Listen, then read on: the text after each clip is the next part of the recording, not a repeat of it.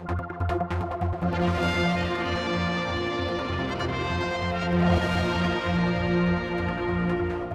joined by Madam President Clare Christian and a launch of some new stamps, Bryan Kneale, 6 decades of. And while we're running this, we've got some nice pictures of you inside. This is why we're at the courthouse, and we'll come to that in a moment. But first of all, the stamps, what do you think of them? Well, I think it's wonderful that Bryan Kneale is being reflected. His work is being reflected in this series of stamps. He's being honoured with a series of stamps in the Isle of Man, which is entirely appropriate given that he's one of our most distinguished artists and sculptors.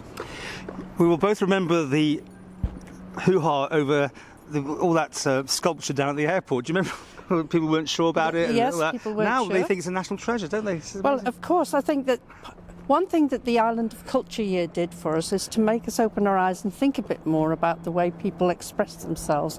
And I think we're getting much better at it and prepared to accept different art forms, different interpretations of things. And so, yes, I'm sure Bryan Kneale's work is more appreciated now than perhaps it was then. Now let's talk through why you were inside leaning off a balcony in the courthouse just now for us. What was that about? Well, it's a reflection of one of the pieces of works which is depicted on a stamp, the herring. It is exhibited in the courthouse.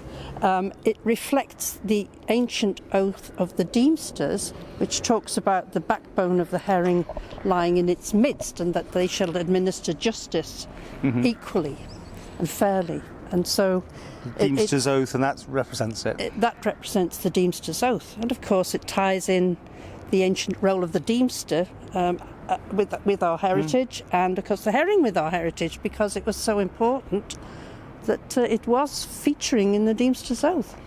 And overall these stamps are beautiful because they're showing all the different aspects of his work. Some very varied items there, isn't there?